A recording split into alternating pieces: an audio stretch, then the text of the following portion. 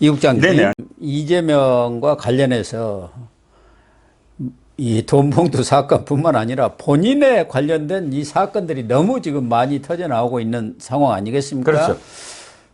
이 TV조선이 19일자 이 단독 보도를 한 거 보면은 백현동 로비스트 김인섭 씨 네. 옥중에서 네.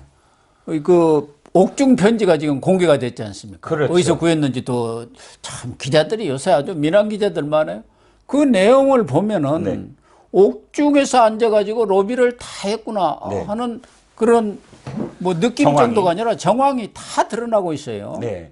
자, 제가 아까 이 말씀을 드렸습니다. 이번 그 돈봉투 사건에서도 말을 하는 사람들이 있다. 조택상도 말을 했고요. 네. 강내구도 지금 두 번째 소환부터 무너지기 시작했잖아요. 인정했잖아요. 네. 예? 그러면 이쪽 사건, 김인섭 사건에서는 누구냐는 거죠. 자, 말씀하셨던 옥중 편지가 있습니다. 김인섭은 옥중 편지를 쓸 수밖에 없습니다. 왜? 감옥에 있는데 누군가한테 지시를 해야 돼요. 자, 상황은 이러니까 누구 만나서 뭘 해야 돼. 자, 상황은 이러니까 지금 뭘 기다려. 상황은 이러니까 돈을 어디서 구해. 이런 식으로 지시를 내려야 되는데 옥중에 있으니까 그게 힘들잖아요. 그러니까 편지라는 형식으로 한 겁니다. A4 용지로 18장 정도의 그런 계속 이 편지를 썼다는 건데요. 받은 사람이 있지 않겠습니까? 받은 사람이 바로 지난번에 구속영장을 면한 사람 있죠. 예. A씨. 김진성이라고. 예. 그 A씨입니다. 예. 예. 그 사람입니다. 그 사람은 사실 모든 걸 다 이야기하고 있어요. 왜? 자기가 살기 위해서. 그러니까 김진성이는 처음에 이재명의 사칭 그 허위 증언한 것도 네네. 아니라고 했다가 나중에 자기가 허위 증언했다고 지금 이렇게 얘기를 하고 번복을 했지 않았습니까? 그렇죠. 그래서 지금 검찰 수사에 협조를 하고 있기 때문에 네. 이 편지도 말씀하신 대로 김인섭이가 김진성한테 되게 보낸 거더라고요. 예. 아우께 아우야 뭐 하는 거 보니까. 김시성입니다. 예. 또 제가 확인했습니다. 그러니까 이 김진성한테서 흘러나왔을 가능성이 크다고 제가 봐요. 드리는 말씀이 예. 제가 취재를 한 거거든요. 바로 김진성한테 나온 거예요. 바로 다이렉트로. 그런데 지금 김인섭이는 이 옥중 로비 얘기가 나오니까 아니 깜빵 있는 사람이 무슨 로비냐 그렇게 얘기를 했고 네. 이재명이도 그 10년간 연락도 안 되는 사람이다. 정지성도 하도 전화한 지도 오래돼 갖고 누군지도 뭐 잊어버렸습니다. 이렇게 이 얘기를 서로 모르는 척 했는데 예. 여기를 보면은 그 옥중 로비 한 내용들이 우선 이재명하고 소통을 하고 있다는 그런 뭐 정황이랄까 증거들이 2016년 1월 25일자 네. 거기 보면 다 나오더라고요. 네네. 이 사람이 2015년 4월에 네. 구속이 됐지 않습니까? 네. 성남 빈물 저류조 공사비 비리 거기서 또 돈 받아 먹었고 징역 그렇죠. 1년을 살았어요. 예.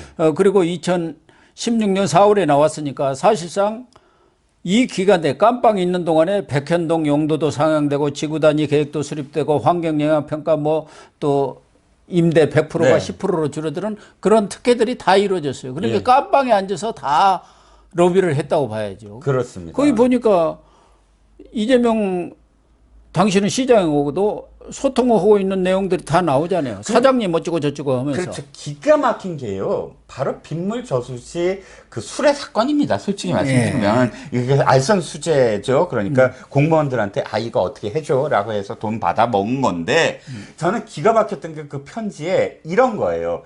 시장님께서 그러니까 사장님이라고 하죠. 우리가 보통 바깥에서는 다 뭐 지자체 장들은 사장님 그런다 회사. 그리고 편지기 때문에 그런 걸 하면은 하니까 이제 은어로 쓰죠. 대부분은 그렇죠. 이제 그 검열은 하잖아요. 편지들은. 그렇죠. 사실인지 아닌지 뭐 모르겠지만 이렇게 얘기했다는 겁니다. 그 사장님이라는 자가 지금 이 김인섭이한테 감옥에 있는 김인섭이한테 나 때문에 그렇게 된 것 같아서 마음이 아프다. 그러니까 빗물저수지에 수레하는 것도 사실은 시장을 위해서 한 일이라고 시장이 생각하고 있다는 거예요. 거기서 돈 챙겨갖고 뭐 선거 때라든가 이런 걸 도우려고 그런 거 아닌가? 김인섭이 큰 저수지 아닙니까? 예. 자, 김인섭은 어떤 자입니까? 이재명과 관련된 모든 사람 중에 가장 나이가 많아요. 53년생입니다. 그러니까 68살 지금 68인가로 지금 뭐 얘기가 나오고 있는데 그래서 정진상은 꿈쩍도 못 한다는 거예요. 네. 아주 어렵게 대한다는 겁니다. 그런 사람이 뭐 지금 정진상이 뭐 몇 번을 면회를 했다고 하죠. 특별 면허를 2번이나 했다는 거 아닙니까? 그리고 이번에 그 고인이 된 사람과 함께 전형수 씨라고 예. 그 사람은 이 성남시에도 뭐 기획행정국장인가 하고 또 도에 가서도 뭐 아주 행정국장도 하고 비서실장까지 했지 않습니까? 그렇죠. 전형수 씨죠 아마. 네. 예. 그러니까 이 정 실장하고 전형수 그리고 또 한 사람 3명이 면허 왔는데 그 얘기를 들어보니까 그 편지에 보면은 아까 말씀하신 대로 사장님이 재판 초기부터 끝까지 모두 파악하고 있는 것 같다. 자기 때문에 일어난 일이라고 생각을 하고 있는 것 같고 걱정하지 말고 추수 때까지 건강이나 잘 챙겨라 이렇게 얘기했다는 거 보면은 바로 정진상을 통해서 이재명하고 소통하고 있다는 게 다 드러난 거 아닙니까? 그렇죠. 그러니까 이런 얘기를 왜 A한테 했겠습니까? 지금 야 내가 감옥에 있더라도 지금 이쪽 공무원 그러니까 그 이재명이나 정진상은 나 이렇게 대우하고 있으니까 너만 잘하면 돼. 너만 지금 어떠한 것들을 내가 지시한 대로 하면 돼. 라는 그런 이야기를 하기 위해서 이 상황들을 계속 그렇죠. 공유하고 있었다는 거죠. 2016년 1월자 그 편지에도 보면은 그 정 회장이 여기서 정 회장은 정바울입니다. 정바울. 아시아 디벨로퍼. 아시아 디벨로퍼 대표죠.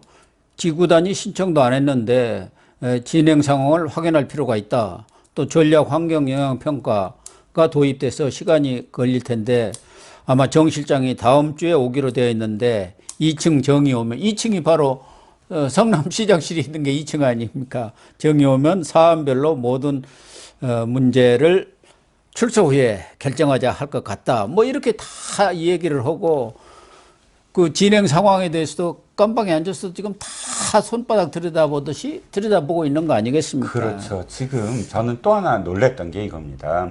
우리가 이 성남시와 관련된 여러 가지 의혹들 사건이 터지면서 지금 성남시 공무원들이요.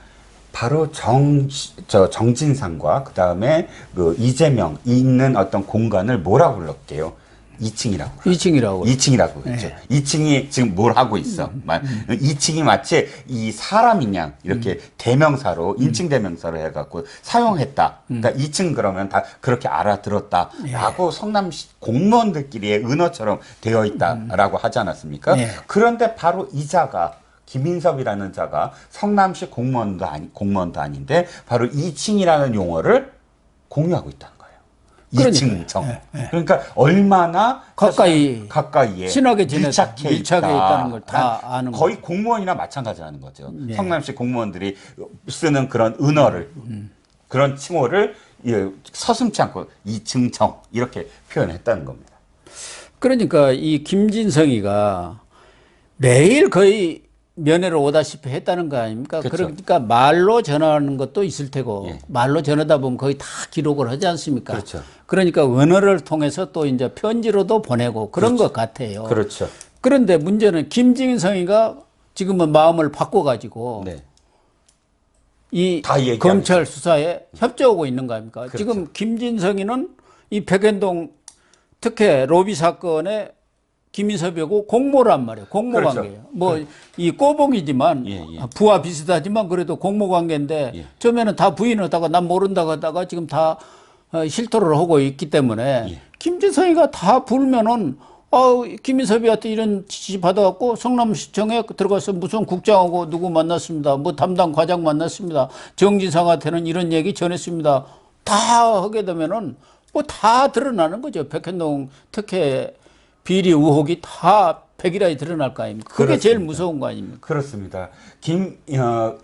김진성이라는 사람이 왜 마음을 돌렸을까에 두 가지 요인으로 분석할 수가 있는데요. 하나는 일단 마지막까지 고민을 했다는 겁니다. 그러니까 거의 이 영장실질심사를 받기 며칠 전까지도 사실 부인하고 있었어요. 근데 영장실질심사를 받으러 가는 날 마음을 바꿨다는 겁니다. 내가 살고 봐야지. 그래서 이게 구속영장이 기각이 된 가장 결정적인 이유가 판사 앞에서 갑자기 자백을 해버린 거예요. 검찰도 검찰 앞에서 전혀 저기를 안 했는데 검찰도 놀랐다는 겁니다. 왜냐면 그랬군요. 그 당일날 딱 가갖고 사실은요 맞습니다 검찰 말이 이래버린 거예요. 그리고 저 이재명한테 전화 온 거 맞습니다. 위증 맞습니다. 그리고 이러이러한 일을 내가 지시받은 거 맞습니다. 이렇게 해버린 거예요. 그랬더니 판사가 증거인멸 도주 우려가 없다. 그래갖고 자기 앞에서 자백을 했잖아요. 예. 그러니까 그렇게 해서 구속영장이 기각이 되고 그 다음에 두 번째 이유가 뭐냐면 실질적으로 돈을 또 주기로 돼 있었대요. 그러니까 큰 얼마 말고도 이렇게 김인섭이가 얼마를 주기로 그러니까 돈과 얽혀 있던 어떤 사이였거든요. 근데 끝내 그 돈을 주지 않았다는 겁니다. 그래서 이 두 가지가 내가 어차피 내가 들어가서 형을 살아야 되는데 내가 아무리 보호해 주더라도 이런 의리라든지 이런 게 없는 그런 결과인데 나만 지금 당한다. 그렇게 할 수가 없다. 내 형 줄이고 보자라고 김진성은 지금 태도를 바꿨다는 겁니다. 그러니까 김인섭이가 정바울한테서 받은 돈이 77억 아닙니까? 원래는 50대 50으로 나눠먹기로 했는데 깜빵이 들어가니까 또 정바울도 마음이 바뀌어가지고 돈 못 준다 하니까 이게 이제 법원에서 조정한 게 그거예요. 이 돈을 받아가지고 김진성하고 나눠먹어야 하는데 김진성은 안 주어버린 거 아닙니까? 그러니까 김진성이는 이재명의 그 검사 사칭 거기 위증해주고 정진상한테 또 로비를 해갖고 거기 무슨 납품 업체 하나 소개시켜주고 7천만 원 받은 거 그게 전부예요. 그렇죠. 그러니까 김진성에서 내가 왜 그 다 책임지고 깜빵이 가느냐 그럴 수밖에 없지 않습니까? 그러니까 다 털어놓는 수밖에 없고 그럼 자기는 뭐 죄가 거의 없다시피 하는 것 아닙니까? 자기는 단순히 그냥 전달만 했을 뿐이다. 그렇죠. 전달자에 불과하다 하면은 뭐 별거 다 아니죠. 그렇죠. 아무리 뭐 높아봤자 집행유예일 거 아닙니까? 지시를 받고 행한 것밖에 없잖아요. 예. 그러니까요. 그러니까 지금 이 김진성이가 다 털어놓는 것이고 거기다가 지금 김진성한테서 추측컨대 합리적으로 이렇게 추측해 보면은 TV조선의 이 김인섭의 옥중 편지 이것도 거기서 나왔을 가능성이 높다고 봐야죠. 전 100% 거기 보면은 생각합니다. 김인섭이가 정진상 나아가서는 이재명까지 다 소통을 하고 있었구나. 그렇게 되면은 결국은 지금 선거법 재판이 여기서 이재명으로서는 결정적으로 불리한 증거가 나온 거죠. 그럼요. 거기 특혜 준 게 저쪽에 4단계 상향해 준 게 국토부 협박으로는 아무 관계없이 김인섭 로비로 그렇게 됐다고 한다면은 이거 거짓말한 게 아주 100% 확실한 거 아닙니까? 그렇죠. 아니 상식적으로도 국토부가 그 4단계 상향해 이렇게 할 리가 없고요. 그 민간 그 임대 그거 줄여 이렇게 할 리도 없고요. 옹벽 그 축대 세워 그냥 아파트 세워 이렇게 할 리도 없잖아요. 나머지 모든 것들은 다 자기가 허가해 준 거고 4단계 상향은 자기가 허가해 준 건데 그걸 다 뭉뚱그려서 다 국토부 압력 때문이다라고 그냥 퉁쳐버리면 말이 안 되죠. 그래서 지금 이 김진성 씨가 마음을 바꿔서 이렇게 다 털어놓으면서 백현동 수사가 급진전되고 있는 모양이요. 김인섭이는 입 다물고 있지만 김진성이가 다 털어놓으면 방법이 없는 거 아닙니까? 그래서 지금 현재 검찰에서는 뭐 5월 초 아니면 4월 말쯤에 이재명 소환하고 5월 중에는 백현동과 관련해서 5월 중에는 이제 구속영장을 칠 것 아닙니까? 그러면 그 구속영장을 집행을 하려면은 영장 실질심사를 받으려면은 국회 동의가 필요하니까 체포동의안이 국회로 5월 중에는 넘어온다. 이렇게 봐야 하는 거 아닙니까? 그렇게 지금 검찰 쪽에서는 가닥을 잡아가는 것 같아요. 그러니까 모든 수사에서 뚝이 무너지고 있다라는 겁니다. 여기 김진성이 무너졌고 또 한 가지 대북 송금 문제도 안부수가 지금 다 불어버렸잖아요. 다 불어버렸죠. 그러니까 지금 기겁을 했다는 거 아닙니까? 그렇죠. 그러니까 모든 지금 수사에서 뚝이 안 무너진 수사가 없다. 전부 필요하시겠지만 그러나 어쨌든 결과는 저는 5월에서 7월 이내는 모든 게 다 결정이 되지 않을까 싶어요. 다만 검찰한테 아쉬운 것은 검찰이 그걸 파악하고 있는지는 모르겠지만 3,200억 원 수익을 올렸지 않았습니까? 정바울이. 그러면 정지상이나 이재명이가 인허가 해주면서 그걸 모를 리가 없지 않습니까? 더군다나 도개공까지도 빼버렸지 않습니까? 네. 다 그 나눠 먹으라 하고 김인섭한테 어떻게 보면 몰아준 거예요. 그런데 김인섭이는 77억만 받고 떨어질 일은 없는 것이고. 그렇죠. 그럼 어딘가에 돈이 지금 잠겨 있다고 봐야죠. 저수지가 하나 딱 어디 어두운 곳에 있다고 봐야죠. 그걸 사실은 찾아내야 검사가 비장한 카드가 되는 거예요. 말로만 가지고 하니까 이재명이가 말뿐이 없지 않느냐 그런 거 아닙니까? 딱 찾아내버려야죠. 그렇죠. 저수지 하나라도 딱 정말 그런 작전 제대로 찾아내야 밝혀내야지. 3,200억이 어디로 갔느냐 그 돈을. 이 정바울이도 지금 협조를 하고 있다는데 그러면 정바울이가 혼자 3,200억을 먹었으면 그 증거가 다 나올 것 아닙니까? 그럼요. 어디에 있다. 예. 뭘 땅을 샀다든지 빌딩을 샀다든지 근데 지금 그게 나오질 않고 있지 않습니까? 그렇죠. 그걸 찾아내는 게 저는 가장 핵심이 아닌가 그렇게 봐요. 저도 그렇게 생각합니다. 네.